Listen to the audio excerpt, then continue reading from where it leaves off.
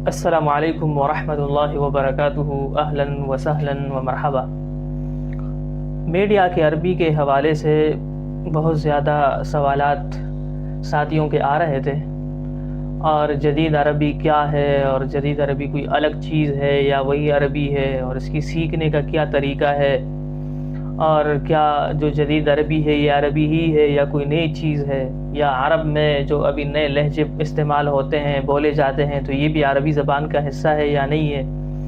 اور یہ کہ جدید عربی اور قدیم عربی میں فرق کیا ہے، پھر اس کی سیکھنے کے ذرائع کیا ہیں، میڈیا کی عربی کے سیکھنے کے لیے کون سی کتابوں کا مطالعہ اہم ہے، اور اس کی اہم ڈکشنریاں اور معاجم کیا ہیں جن کے ذریعے سے ہم اس کو سیکھ سکتے ہیں۔ یہ مختلف قسم کے سوالات ہیں جو ساتھی مسلسل کرتے رہتے ہیں۔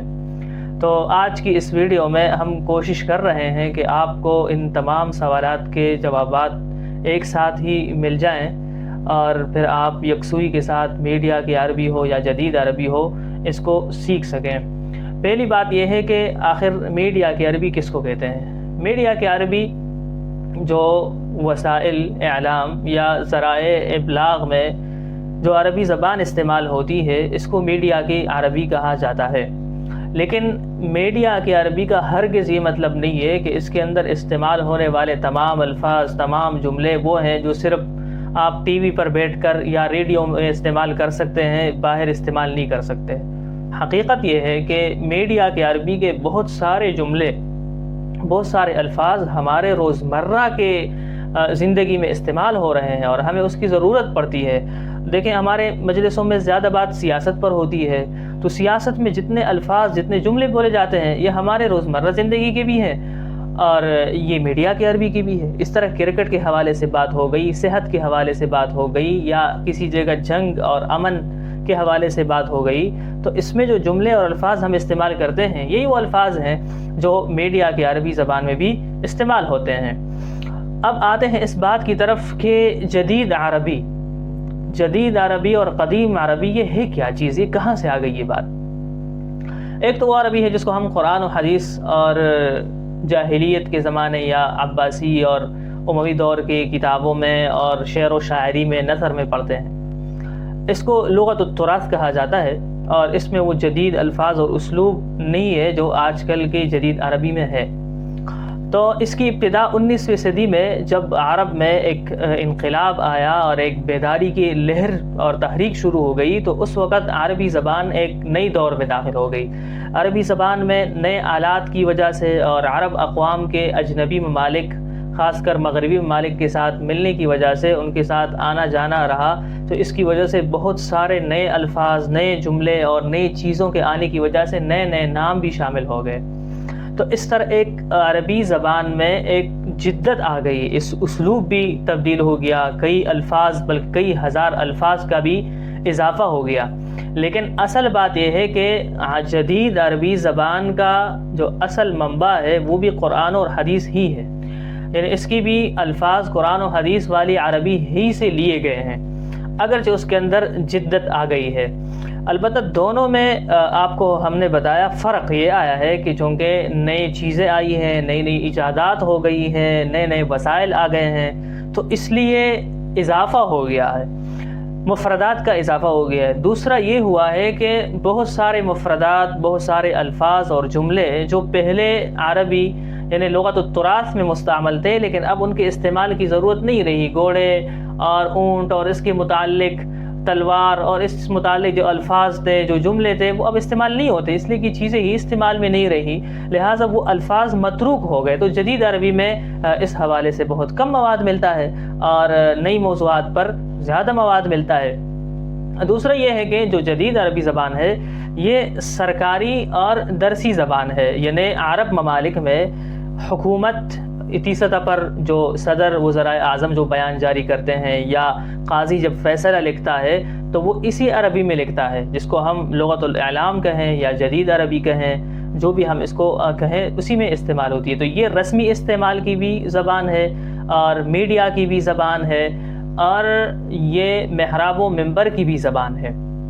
اچھا، ایسا نہیں ہے کہ جو جدید عربی ہے تو اب یہ کوئی فصیح عربی نہیں رہی۔ یہ الگ بات ہے کہ اسلوب میں وہ پختگی کے اعتبار سے فرق ہوتا ہے، قدیم عربی ہو یا جدید ہو مختلف، لیکن یہ عربی بھی فصیح عربی ہی ہے۔ ایسا نہیں ہے کہ یہ عربی زبان نہیں ہے، یہ عربی زبان ہی ہے، البتہ اس کا اسلوب بدل گیا ہے، اور پرانے الفاظ کے متروک ہونے کی وجہ سے اور نئی چیزوں کے آنے کی وجہ سے اس کے لیے نئے نئے نام اور نئے نئے افعال کی وجود میں آنے کی وجہ سے اس میں جدت آ گئی ہے۔ یہ تو بات ہے اس فصیح عربی زبان کے حوالے سے جو عرب میں بولی جاتی ہے، لیکن ایک ہے عرب کی لوکل زبان جس کو عامیہ کہا جاتا ہے۔ عامیہ یہ وہ مختلف لہجے ہیں جن کو عرب بولتے ہیں اپنے روزمرہ کی زندگی میں، اور یہ فصحی اور فصیح عربی سے زیادہ استعمال ہونے والی زبان ہے، اور لیکن یہ عربی مستند نہیں ہے، بلکہ اس کو ہم مستقل زبانیں بھی کہہ سکتے ہیں کہ یہ مستقل زبانیں ہیں۔ ہر علاقے میں جس قوم کے ساتھ ان کا اٹھنا بیٹھنا زیادہ رہا تو اس اعتبار سے مثلا اگر کسی پر فرانس نے حکومت کی ہے تو اس میں عامیہ میں فرانسیسی کی بہت سارے الفاظ شامل ہو گئے ہیں، اگر کس پر انگریز نے حکومت کی ہے تو ان کی زبان میں انگلش کے بہت سارے الفاظ شامل ہو گئے ہیں، کسی کے زبان میں ترکی کے الفاظ بہت زیادہ شامل ہو گئے ہیں، تو مختلف الفاظ اس میں شامل ہو گئے ہیں۔ تو اگرچہ اصل میں یہ بھی عربی سے نکلے ہوئے لہجات ہی ہیں، لیکن یہ اتنے دور چلے گئے ہیں کہ ان کا سب کچھ الگ ہے، ان کے اپنے اصول ہیں، اپنے قواعد ہیں، سب کچھ الگ ہے، لیکن اس زبان کو ایک قسم کا معیوب سمجھا جاتا ہے۔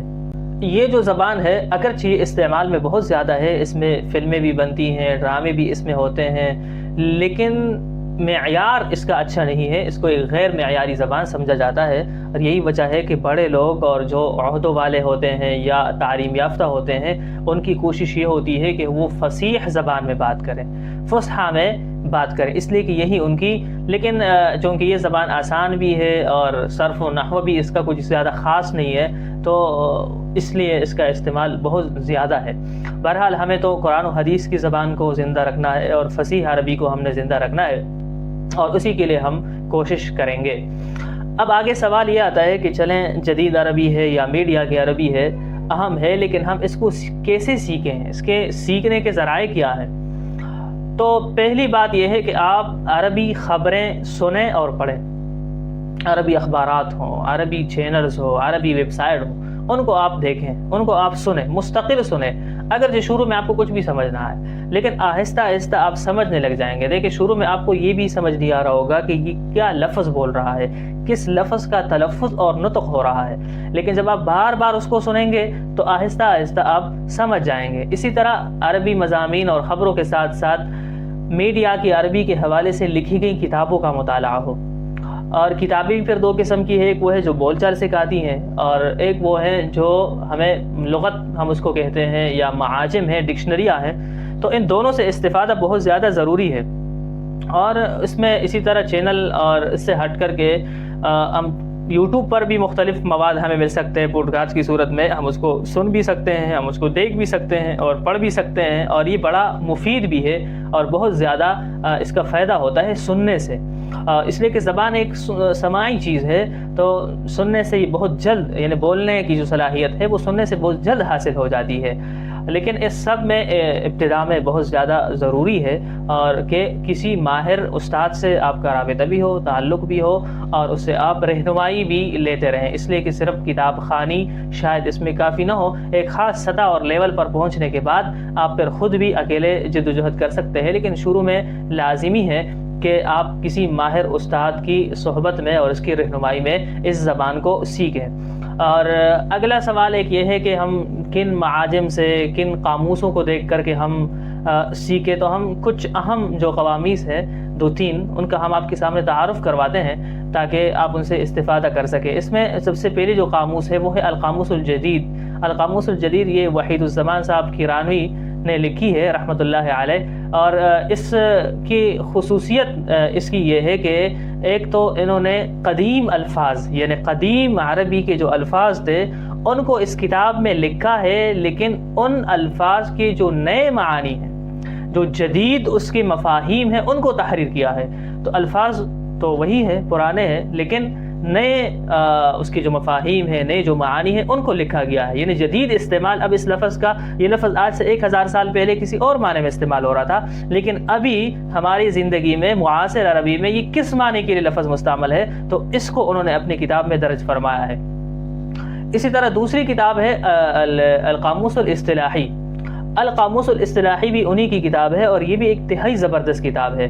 اس کتاب کی بھی خصوصیت یہی ہے کہ اس کے اندر تو لیا ہی گیا ہے، انہی الفاظ کو لیا گیا ہے جو میڈیا میں اور جدید عربی میں مستعمل ہے. الفاظ بھی وہی ہیں اور ان کا معنی بھی. یہ جدید جتنے الفاظ بنے ہیں، جو ایجاد ہوئے ہیں، تو ان کے معانی کو اس کے اندر جمع کیا ہے، اور یہ اچھی ضخیم لغت ہے، اور اس کا مطالعہ اور اس سے الفاظ کا نکالنا یہ آپ کے لیے بہت ہی مفید رہے گا. اسی طرح اگر آپ ابتدائی ہیں، مطلب آپ کو زیادہ عربی زبان پر دسترس حاصل نہیں ہے، لیکن کچھ نہ کچھ آپ عربی بول لیتے ہیں، لیکن آپ کی خواہش یہ ہے کہ آپ جدید عربی آپ کو آ جائے، اس سے آپ مستفید ہونا چاہتے ہیں، تو اس کے لیے پھر حضرت مولانا بدر الزمان کیرانوی صاحب کی کتاب ہے جس کا نام ہے جدید عربی ایسے بولیے. جدید عربی ایسے بولیے.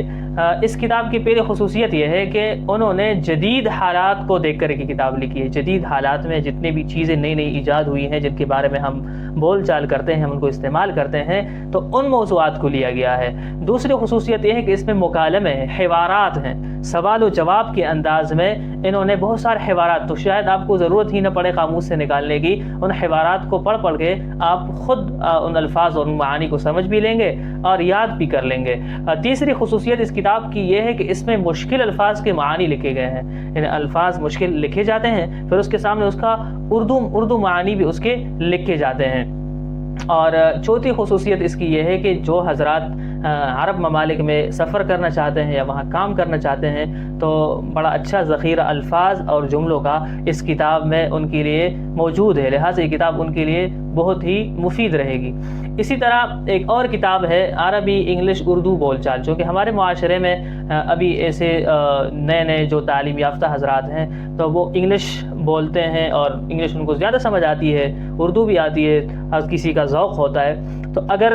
کوئی سمجھتا ہے کہ اسے انگلش میں چاہیے تو عربی انگلش اردو بول چال، یہ بھی بدر الزمان صاحب کی کتاب ہے.